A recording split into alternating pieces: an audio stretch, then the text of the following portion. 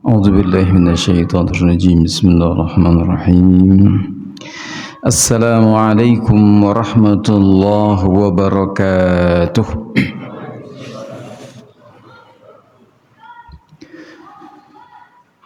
إن الحمد لله نحمده ونستعينه ونستغفره ونتوب إليه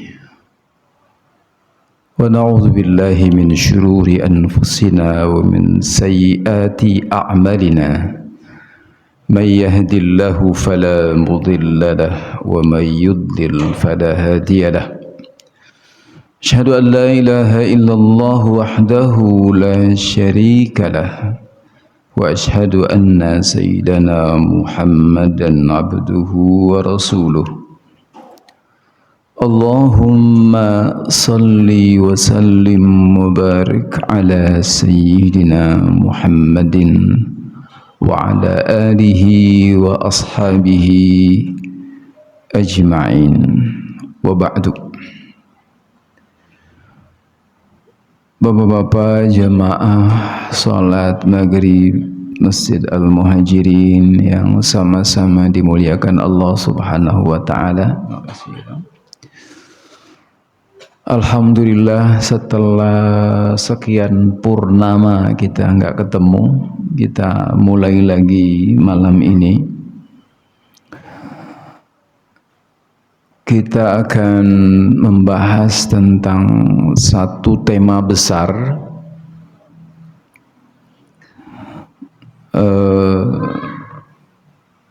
tema yang oleh Allah Subhanahu wa taala disebutkan dalam Al-Qur'an menjadi tema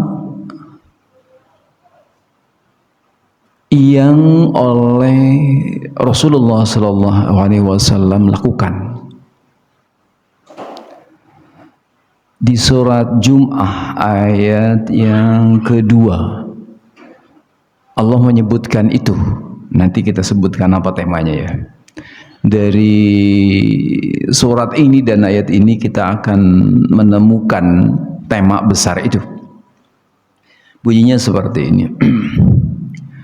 A'udzu billahi minasy syaithanir rajim. Bismillahirrahmanirrahim. هو الذي بعث في الأميين رسولا منهم يتلو عليهم آياته ويزكيهم ويعلمهم الكتاب والحكمة وإن كانوا من قبل لفي ضلال مبين صدق الله العظيم وبلغ رسوله حبيب الكريم ونحن على ذلك من الشهيدين والشاكرين والحمد لله رب العالمين. هو الذي هو dia. Siapa? Allah Subhanahu wa taala. Alladzi ba'atha fil ummiyina rasulan minhum, yaitu yang telah mengutus fil ummiyin, di kalangan kaum yang tidak bisa membaca, rasulan minhum, seorang rasul di antara mereka. Lalu apa yang dikerjakan oleh rasul itu? Yaitu yatlu alaihim ayati. Pertama adalah membacakan ayat Allah. Satu tuh. Kemudian yang kedua wa yuzakkihim, dan mensucikan mereka. Kemudian wa yu'allimuhumul kitaba wal hikmah, yaitu mengajarkan kitab dan ilmu. Hikmah bermakna ilmu. Wa in kanu min qablu lafi dhalalim mubin, yang sebelumnya Umat yang ummi yang nggak bisa tadi itu dalam keadaan dolal, sesat mubin yang nyata kesesatannya. Itu kurang lebih. Lalu tema malam ini yang mana di antara itu? Pertama adalah latilu kitab Allah. Ya, yatlu alaihim ayati, yaitu membacakan ayatnya. Yang kedua, wa yuzakkihim, yaitu yang mensucikannya. Tema malam ini adalah yang kedua. Ya, walaupun yatlu alaihim ayati, dibacakan ayat Allah kepada mereka, kita lakukan. Tapi malam ini kita akan mengkhususkan tema kita pada tazkiyah. Makanya di pengumuman masjid tazkiyatun nafas. Artinya ini berarti proses yang kedua yang dilakukan oleh baginda Nabi Muhammad sallallahu alaihi wasallam. Gitu kurang lebih. Ya. Malam ini tema kita adalah itu, tazkiyatun nafas. Bapak-bapak jamaah Masjid Al-Muhajirin yang Allah muliakan, karena memang tema ini bukan tema biasa, tema penting. Kalau tadi kan Allah menyebutnya bahwa petugas Nabi itulah membacakan ayat Allah, satu. Yang kedua tazkiyah, tazkiyatun nafas maksudnya. Kemudian yang ketiga ta'lim. Tiga nih, gitu ya. Jadi berarti kalau misalkan kita sekarang membahas tentang tazkiyatun nafas, ini sepertiga bahasan yang dilakukan oleh baginda Nabi Muhammad sallallahu alaihi wasallam gitu. Jadi tema ini bukan termasuk yang tema cukup lumayan, cukup besar. Gitu, ya, cukup besar. Itu satu, ya, kebesaran itu di situ tema ini gitu. Kemudian kita lihat selanjutnya, kebesaran atau kepentingan tema ini, tema tazkiyatun nafas ini. Nanti rincinya seperti apa, insya Allah dalam perjalanan tazkiyah itu apa. Kelihatan ada satu surat umpamanya, terlihat di satu surat, namanya surat matahari. Ya, surat matahari. Jangan kebayang tempat belanja ya Pak, matahari, mall atau apa gitu, pusat belanja matahari, bukan ya. Ini di surat judulnya matahari, surat Asy-Syams, itulah surat matahari. Ya, surat matahari. Dan di surat ini sengaja malam ini saya bacakan tafsirnya ulama terkenal kita, Buya Hamka. Saya akan bacakan itu. Saya akan bacakan tafsir itu, ya kan? Karena memang saya akan bacakan karena memang kalau dibahas kita kehilangan rasa bahasa dari Buya Hamka gitu. Saya akan bacakan aja karena memang tulisan beliau itu, Pak, karena berbeda dengan tulisan-tulisan lain. Beliau itu pujangga, sastrawan, penulis, itu dahsyat gitu. Makanya saya tidak akan membahasnya, saya akan bacakan saja di surat ini. Kenapa? Karena tema besar surat ini adalah ada pada apa? Mungkin ada yang hafal. Tema besar surat ini bukan di Asy-Syamsnya sebetulnya, bukan di mataharinya, tapi kenapa Allah ketika berbicara masalah yang besar ini itu menyertakan hal-hal besar gitu. Sehingga saya ingin menemukan itu, menemukan antara kenapa tema ini tema besar, karena yang dibahas sebelum tema ini adalah hal-hal besar, bukan hal-hal kecil. Gitu. Karena sesuatu yang besar itu biasanya memang dibincangkan pada tema-tema besar gitu. Ya, sehingga memang itu yang saya akan membacakan. Ya mungkin Di sini juga banyak penikmat tulisan dari Buya Hamka, saya kira, ya. Dan boleh juga sih, ya. Kita ada satu forum tersendiri, memang bacain surat Buya Hamka aja, gitu keren. Karena tafsirnya ya, saya begitu larut sebetulnya kalau baca buku tulisan beliau ini, ya. Itu.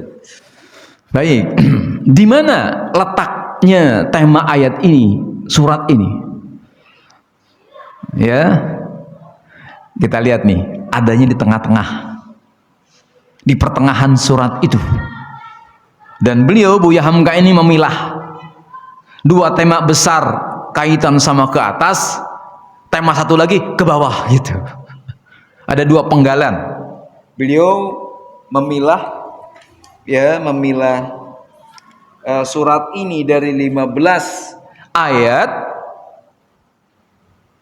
8 ke atas, yaitu ya 7 ke bawah itu. Dan di antara itu pesan utamanya apa itu? Fa'alhamaha fujuraha wa taqwaha. Berikutnya, qad aflaha man zakkaha wa qad khaba man dassaha. Temanya di tengah-tengah. Tema itu di tengah-tengah. Kepentingannya adalah Allah mengilhamkan dua, potensi fujur, potensi takwa, potensi buruk, potensi baik. Berikutnya, siapa yang mensucikan beruntung dia, dan siapa yang mengotorinya rugilah dia. Gitu. Jadi kalau kaitan dengan tema sekarang adalah tema kita yang mana? Qad aflaha man zakkaha wa qad khaba man dassaha. Beruntunglah orang-orang yang mensucikannya, rugilah orang-orang yang mengotorinya. Itu kurang lebih temanya di situ. Tapi yang menarik tema ini, ya, yang menarik tema ini, Buya Hamka itu mengkaitkan dengan surat As-Syams dari mulai ketika Allah bersumpah dengan wasyamsi wa duhaha. Terus gitu. Untuk menikmatinya, izinkan saya untuk membaca ini, karena saya tidak ingin mengulasnya. Saya akan membacakannya karena luar biasa indah bahasanya. Bismillahirrahmanirrahim. Kita mulai, itu ya. Mudah-mudahan selesai sampai selesai ini ya. Bahkan saya ingin nih jadi pembacanya tafsir ini, keren, tafsir Buya Hamka. Bismillahirrahmanirrahim. Saya bacakan ayat deh sekalian ya. A'udzu billahi minasy syaithanir rajim. Bismillahirrahmanirrahim. Wasyamsi wa duhaha wal qamari idza talaha wan nahari idza jallaha والليل إذا يغشاها والسماء وما بناها والأرض وما طحاها ونفس وما سواها فألهمها فجورها وتقواها. Demi matahari dan cahaya siangnya, demi bulan apabila dia mengikutinya, demi siang apabila menampakkannya, demi malam apabila menutupinya, demi langit dan apa yang mendirikannya, demi bumi dan apa yang menghamparkannya, demi suatu diri dan apa yang menyempurnakannya, maka menunjukkanlah dia kepadanya akan kejahatannya dan kebaikannya. Di sini Allah mengambil perumpamaan persumpahan dengan beberapa makhluk yang dia ciptakan, yang sama sekali itu adalah makhluk besar jika dibandingkan dengan kejadian manusia. Mula sekali di surat ini Tuhan bersumpah dengan matahari, dan matahari pula yang menjadi nama surat ini. demi matahari dengan cahaya siangnya, wasyamsi waduhaha. Karena apabila matahari telah mulai terbit, kian lama dia akan kian tinggi dan kian memancar pula lah cahaya siangnya. Maka terasalah betapa sangkut pautnya kehidupan manusia dengan memancarnya cahaya matahari di siang hari itu. Dalam ayat ini ada disebut bahwa duha, yaitu sejak cahaya matahari mulai berangsur panas sampai matahari di pertengahan langit, waktu itu disebut dengan duha. Syekh Muhammad Abduh dalam tafsir Juz Amma mengatakan bahwa matahari dijadikan persumpahan oleh Tuhan agar kita perhatikan terbitnya dan terbenamnya, karena dia adalah makhluk Tuhan yang besar dan dahsyat.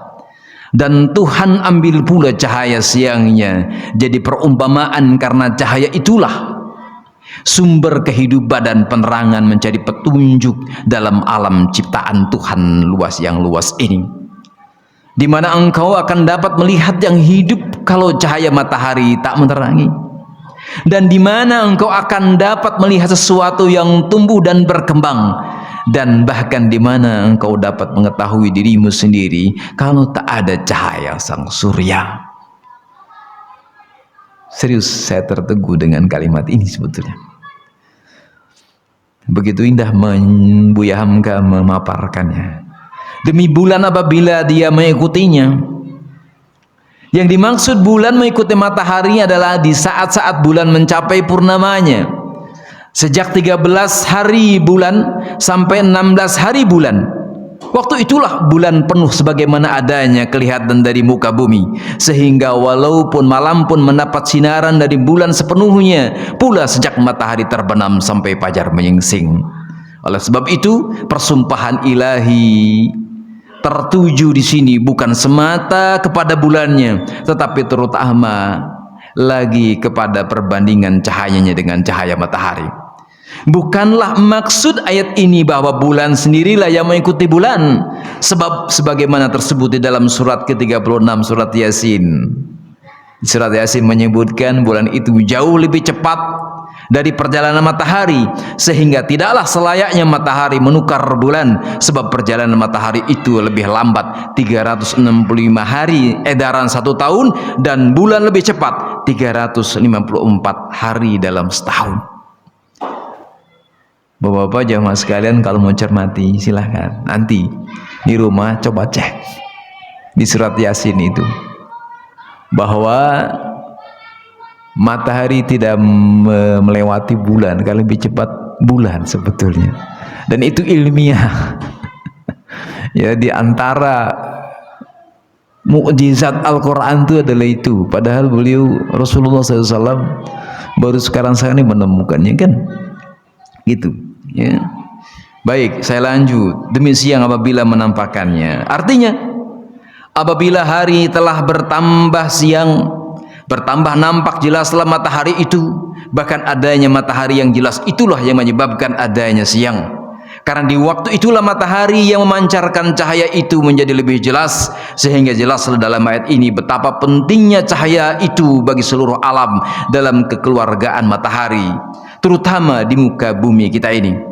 Dan kepentingan perhatian kita di hadapan cahaya itu bertambah lagi karena ayat yang berikutnya, demi malam apabila dia menutupnya, karena bila matahari telah terbenam datanglah malam. Malam ialah saat-saat berpengaruhnya kegelapan, karena matahari tidak kelihatan lagi, dan kegelapan malam itu mempengaruhi kepada urat-urat saraf kita. Dengan datangnya malam yang matahari laksana tersimpan lebih dahulu, kita pun dapat beristirahat menunggu matahari terbit pula besoknya.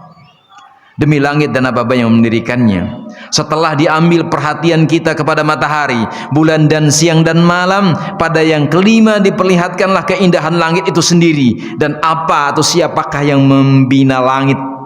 Maksudnya membina adalah meninggikan langit yang demikian indah, yang kadang-kadang dinamai gubah hijau. Ini mungkin saya nggak paham ini istilah ini. Demi indah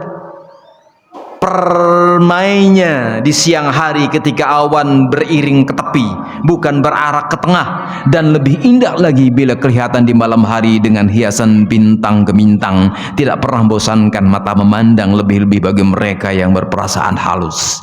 Demi bumi dan apa yang menghamparkannya, ayat ke-6-nya, kelihatan pula keindahan bumi dengan lautan dan daratannya, gunung dan ganangnya, danau dan tasiknya, rimba dan padang belantaranya, kayu-kayuannya, rumput-rumputannya, binatang-binatangnya, ikannya di laut, ternaknya di padang. Sebagai ayat ketiga tentang langit, perhatiannya pun ditarik untuk memperhatikan apa yang menghamparkan bumi begitu indah dengan padang saujananya yang seranjana mata memandang. Alangkah dahsyatnya kejadian bumi itu. Apakah agaknya? Atau siapakah yang menghamparkannya sehingga manusia dapat hidup di dalam bumi terhampar itu? Di kedua ayat ini, ayat 5 dan ayat 6 dikatakan, apa untuk mencari siapa? Untuk menegaskan dari apa kepada siapa? Datanglah ayat selanjutnya, demi suatu diri. Wa nafsi wa ma sawaha. Atau sesuatu jiwa yang dimasukkan ialah pribadi seorang insan, termasuk engkau, termasuk aku. Sesudah kita disuruh memperhatikan matahari dan bulan, siang dan malam, langit dan bumi, dan di latar belakang segala yang nyata itu, yang di dalam filsafat dinamai fisika, kita disuruh mencari apa metafisikanya, sampai hendaknya kita menginsafi bahwa segala-galanya itu mustahil terjadi dengan sendirinya. Semuanya teratur, mustahil tidak ada yang mengatur. Untuk sampai ke sana, sesudah melihat alam keliling, hendaklah kita melihat diri sendiri. Siapakah aku ini sebenarnya? Aku lihat matahari dan bulan itu, siang dan malam itu, langit dan bumi itu. Kemudian aku pikirkan, aku yang melihat ini sendiri, siapakah adanya? Mula-mula yang kita dapati ialah aku ini adalah ada. Bukti bahwa aku ini ada adalah karena aku berpikir. Aku ada karena aku bertanya. Sesudah aku yakin ada akan adanya aku, datanglah pertanyaan-pertanyaan. Sesudah aku yakin akan adanya aku, datanglah pertanyaan terakhir. Secara kebetulankah aku ada ini? Secara kebetulankah aku berpikir ini? Dan apa artinya aku ada ini? Siapa yang aku? Aku ini apakah tubuh dasar ini, tubuh kasar ini yang dinamai fisika pula? Kalau hanya semata-mata tubuh kasar ini yang aku, mengapa satu waktu berhenti bernapas dan orang pun mati? Dan barulah sempurna hidupku, karena ada gabungan pada diriku di ini antara badan dan nyawa. Dan nyawa itu pun adalah sesuatu yang metafisik di luar kenyataan. Maka lanjutlah pertanyaan, apa dan siapakah yang menyempurnakanku kejadian itu? Disinilah kita menyadari Tuhan Maha Pencipta. Setelah kita yakin akan adanya diri kita, disinilah terletak pepatah terkenal, man arafa nafsahu faqad arafa rabbahu. Siapa yang kenal akan dirinya, niscaya akan kenallah dia kepada Tuhannya. Sedangkan diri sendiri lagi menjadi suatu persoalan besar. Apakah lagi persoalan tentang mencari hakikat Tuhan? Maka akan nyatalah dan jelaslah Tuhan itu pada matahari dengan cahaya siangnya, bulan menutupinya, langit yang jelas betapa kokoh pendiriannya, dan bumi yang jelas betapa itulah penghampirannya, betapa indah penghamparannya. Akhirnya dari kita sendiri dengan serba-serbi keajaibannya. Maka menunjukilah dia, pangkal ayat ke-8-nya, dia yaitu Tuhan yang mendirikan langit, menghamparkan bumi, dan menyempurnakan kejadian insan. Diberinya ilham, diberinya petunjuk kepadanya, fa'alhamaha fujuraha wa taqwaha, akan kejahatan dan kebaikannya. Diberilah setiap diri itu ilham oleh Tuhan, oleh Allah, mana jalan yang buruk dan mana yang berbahaya, yang akan membawa celaka supaya janganlah ditempuh, dan bersama dengan itu diberinya pula petunjuk mana jalan yang baik dan akan membawa selamat dan bahagia dunia dan akhirat. Akhirnya artinya bahwa setiap orang diberi akal buat menimbang, diberikan kesanggupan menerima ilham dan petunjuk. Semua orang diberitahu mana yang membawa celaka dan mana yang akan membawa selamat. Itulah tanda cinta Allah kepada hambanya. Di surat Al-Balad yang baru lalu pada ayat ke-10 dikatakan, wahadainahun najdain, dan kami telah menunjukkan kepadanya dua jalan mendaki. Bapak jamaah yang dimuliakan Allah, begitulah penggalan pertamanya. Begitu indah Buya Hamka memaparkan tentang penciptaan yang besar, sampai kemudian berhenti di penggalan pertama pada fa'alhamaha fujuraha wa taqwa. Itu tema besar pertamanya. Sampai kemudian kita ini diberikan ilham, fa'alhamaha fujuraha wa taqwa. Diilhamkan dua, tahu orang itu mana baik mana buruk, mana baik mana buruk, itu tahu, itu tahu ya, setiap orang tahu itu. Nah, ini rahasianya.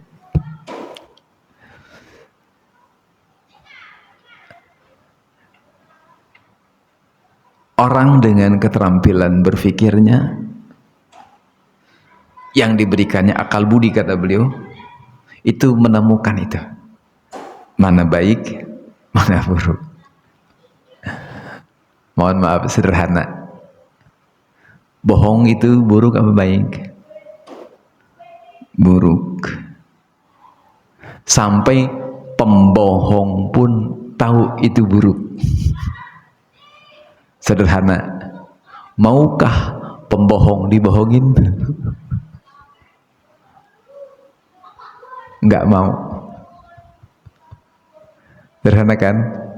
Maukah pencuri dicuri?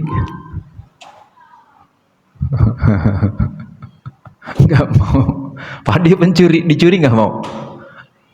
Dia pembohong, dibohongin enggak mau, padahal dia pembohong. Sebetulnya dalam hati kecilnya itu ada mampu membedakan mana benar, mana salah, mana baik, mana buruk. Itu. Nah, kenapa sih begitu? Kenapa kemudian kemampuan memilah itu kok nggak bisa berperilaku sesuai dengan pilihannya, sesuai dengan akal sehatnya, bahwa kemudian ini benar, ini salah, ini benar, ini salah, tapi kemudian masih aja itu berkutat di keburukan, gitu kan? Nah, berikutnya, qad aflaha man zakkaha wa qad khaba man dasaha. Beruntunglah orang yang mensucikannya dan rugilah orang yang mengotorinya. Sehingga kita lanjutkan baca lagi ya, supaya tak lagi saya berapa nomor lagi ya, mudah-mudahan kita kejar ya, mudah-mudahan selesai ya. Baik, kita temu kenapa begitu ya, karena di ujung ini beliau betapa penting itu mensucikan jiwanya, jangan mengotorinya itu. Kenapa? Karena di penghujung ini, atau kita belah dua deh, ini pendahuluan dulu aja, khawatir nanti lewatin, karena khawatir lagi seru-serunya kita berhenti. Seru-serunya justru di akhir nih ya, seru-serunya di akhir. Bagaimana keterampilan atau kemampuan orang membersihkan jiwa itu, gitu ya. Ini dipakai kisah lagi di sini di akhir, kisah Thamud nih, Nabi Saleh di sini. Kisah ini menarik, gitu ya. Itu betapa ternyata memang perlu pembersihan jiwa itu, gitu ya, perlu itu ya. Biar penasaran, saya kasih itu dulu aja ya, biar nanti kapan waktu ketemu lagi ya kita sama-sama bahas lagi, gitu ya. Gitu. Ini ceritanya. Di ujung pakai cerita beliau ini, ya. Nah, sampai di situ dulu, ya. Sampai di situ dulu. Kita tinggal begini. Kenapa kemudian akhirnya bisa mengerti? Kenapa ini menjadi tema penting bagi Nabi, tema tazkiyatun nafas ini? Karena menjadi sepertiga dari bahasan beliau. Karena memang ternyata untuk bercerita tentang qad aflaha man zakkaha wa qad khaba man dasaha, itu harus bererot dari ayat 1 sampai 8, memaparkan tentang yang besar-besar itu, gitu. Jadi kurang lebih kalau misalkan kita menerima informasi, gitu ya, menerima informasi, terus lagi pendahuluan tentang informasi itu dahsyat gitu, maka biasanya ini peristiwa penting nih, peristiwa besar nih, gitu. Karena sesuatu digambarin dulu kan, gitu kan. Coba deh kalau misalkan ada, mohon maaf ya, ada pengumuman penting ngomong di sini. Itu kan salamnya juga beda kan? Salamnya beda, lagunya juga beda, gitu, macam-macam. Apa ini? Oh, innalillahi, ini kan gitu, siapa ini kan gitu kan? Tapi kalau berita-berita biasa, biasa saja kita juga menerimanya kan gitu. Nah, ini sampaikan begitu karena betapa pentingnya pensucian jiwa itu, tazkiyatun nafas itu paparkan dulu yang besar-besar. Gitu. Yang besar-besar oleh Allah Subhanahu wa taala supaya perhatian kita atas itu juga besar. Gitu. Nanti kebesaran kajiannya seperti apa? Sederhananya begini.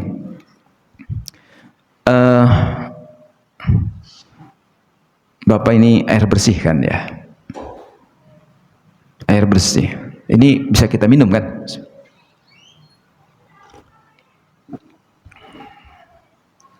Kalau comberan diminum enggak?